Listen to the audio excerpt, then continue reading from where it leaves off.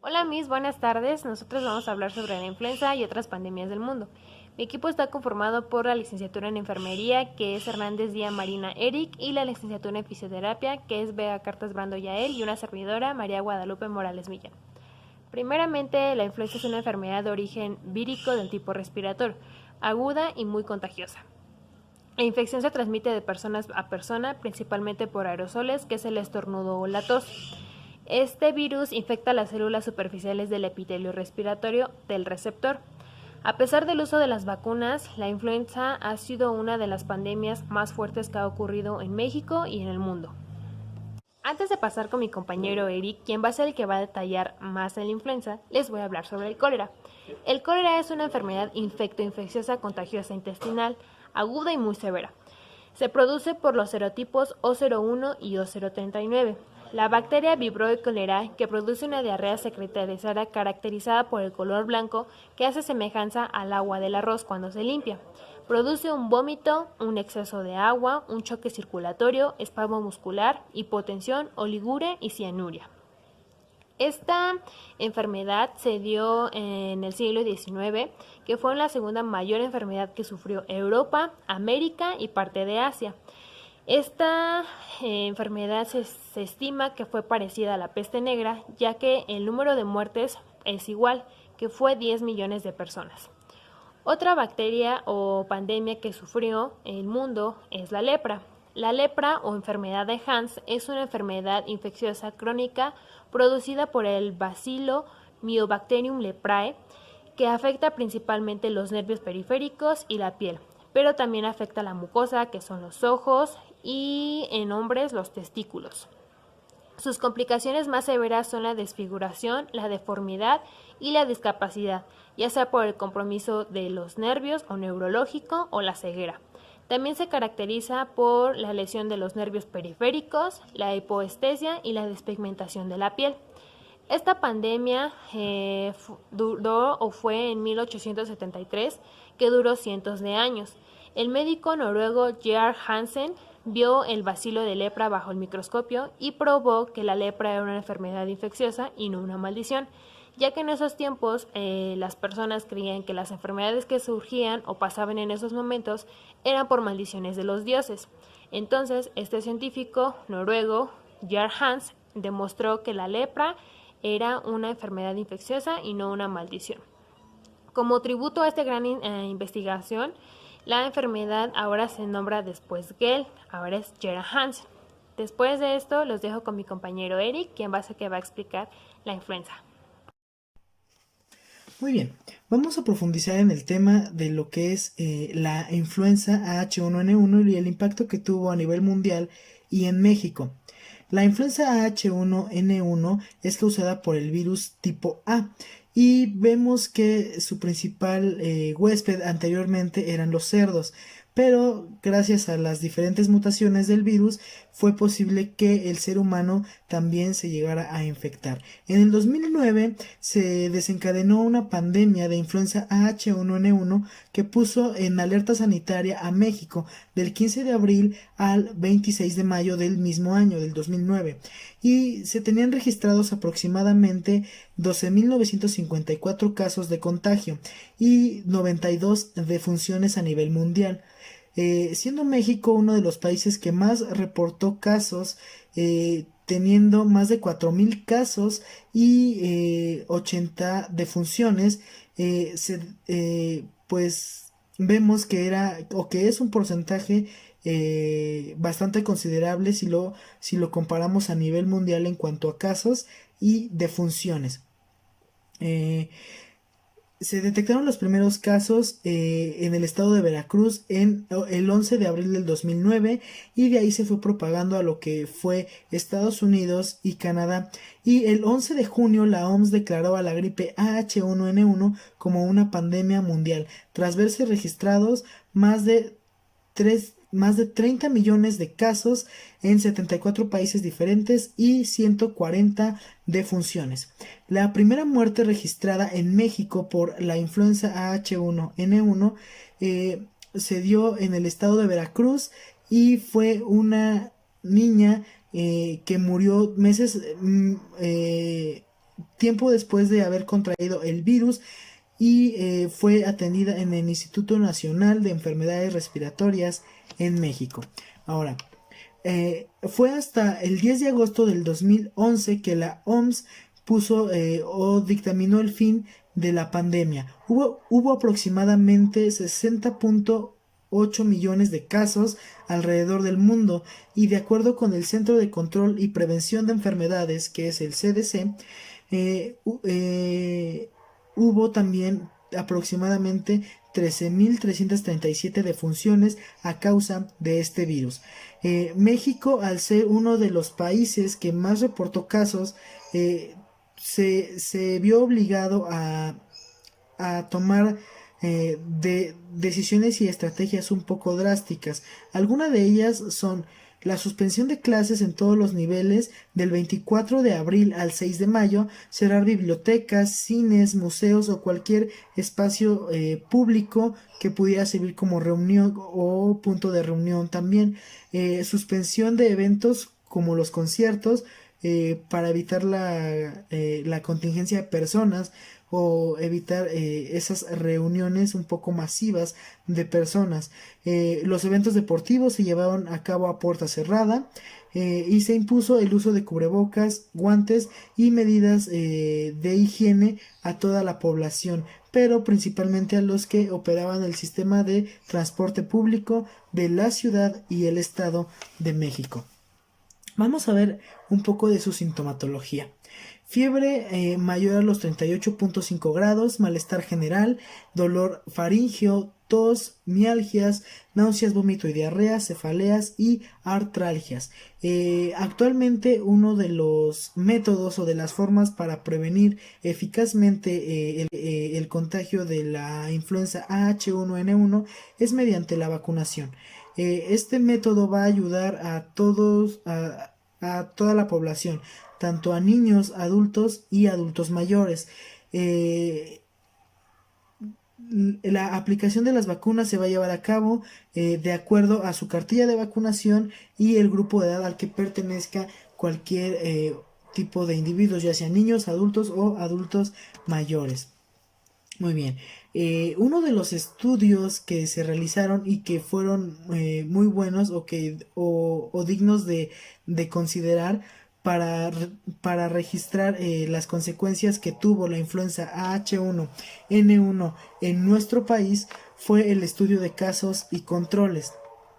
Este estudio o diseño epidemiológico es con los métodos de selección un poco o un tanto simples, ya que va a estudiar y va a tomar en cuenta a una fracción de la población infectada con relación a una fracción de la población que no estuvo infectada.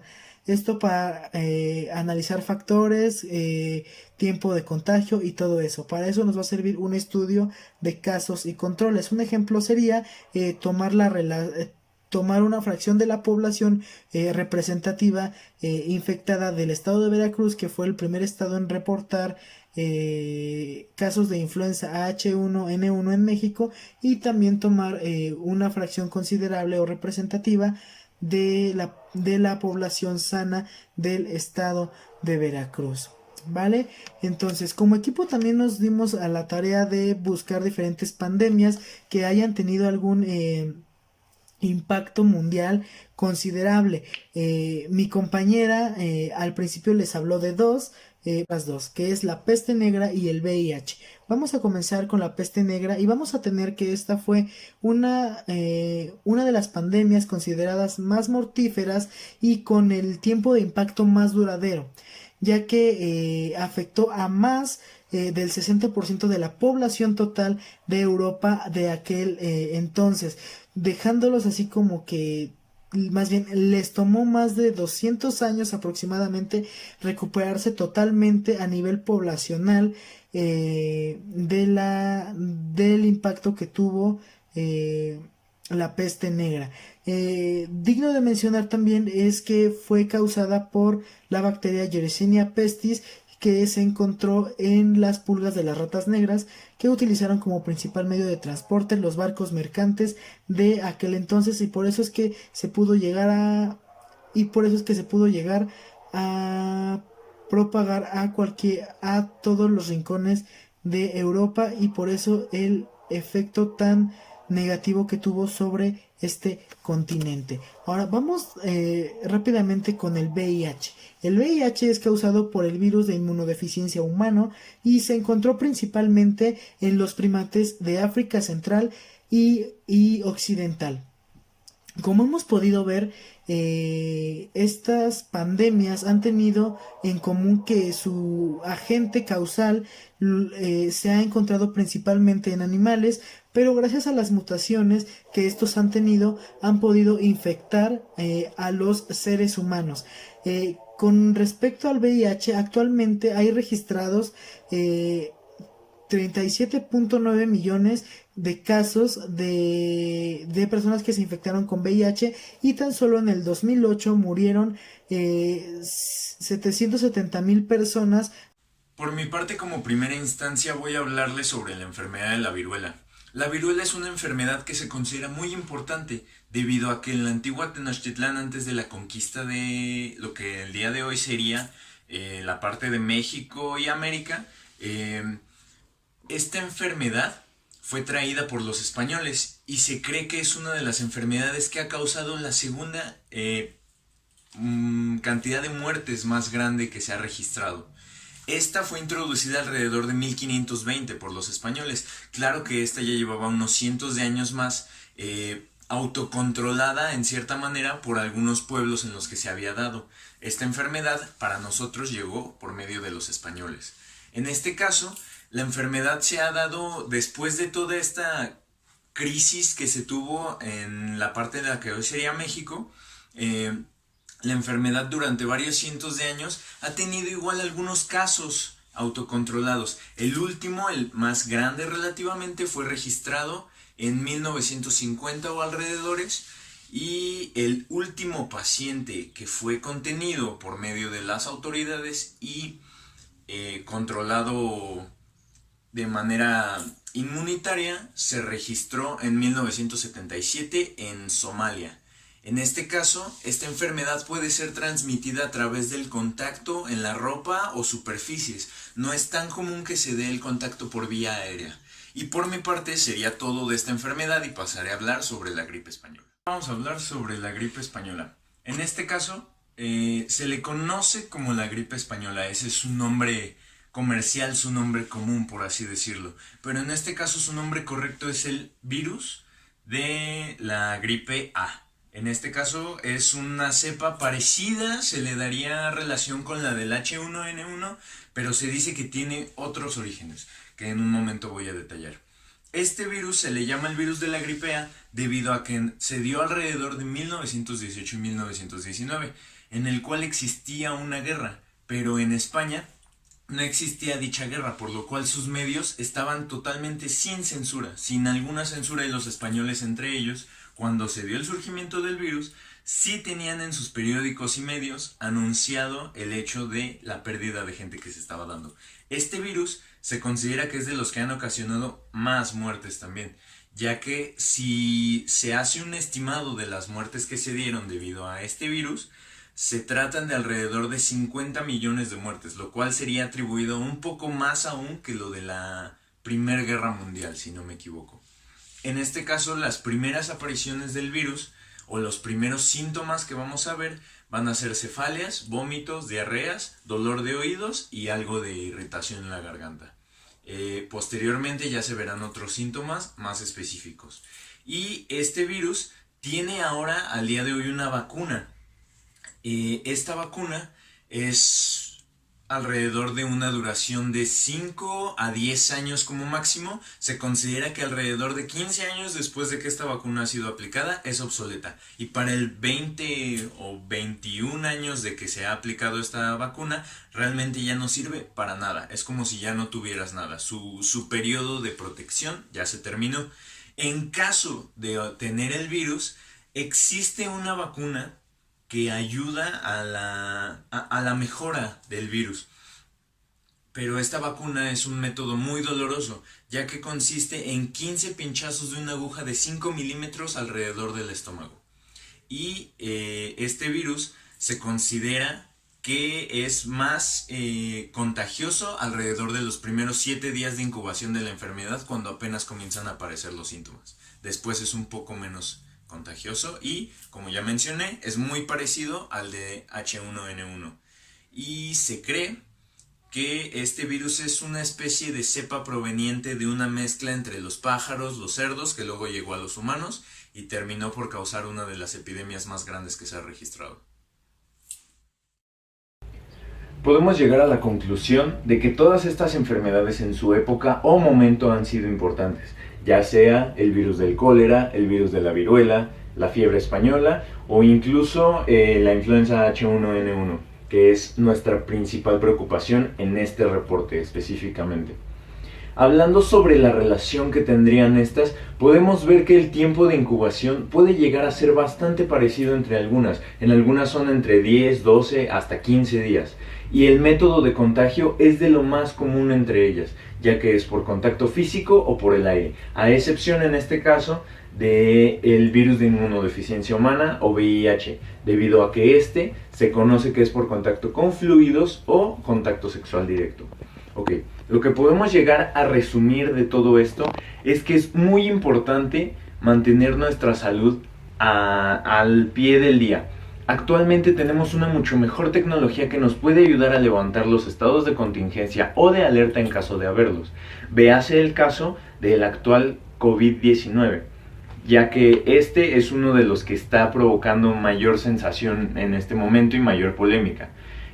También es muy importante mantenerse alerta de todas las indicaciones de seguridad que nos pueden dar al respecto. Y como tal, siempre va a ser muy importante que mantengamos la higiene, el lavado de manos, el distanciamiento social. Tal vez en la sociedad normalmente no se vaya a hacer tanto este distanciamiento social, pero siempre es bueno mantenernos un poco a distancia de todas las personas. Y claro, uso del cubrebocas. Yo diría que inclusive es importante el uso de cubrebocas para una persona propiamente cuando se siente enferma, debido a que esto se hace en algunas otras culturas. Yo considero que es una muy buena medida para prevenir estar contagiando a diestra y siniestra a las personas. Con esto concluiríamos. Hay que mantenernos con salud, tratar de mantenernos al cuidado de nuestra salud y tratar de prevenir en la mayor medida de lo posible el surgimiento de otras enfermedades como las que ya acabamos de ver. Por mi parte sería todo. Muchas gracias por su atención.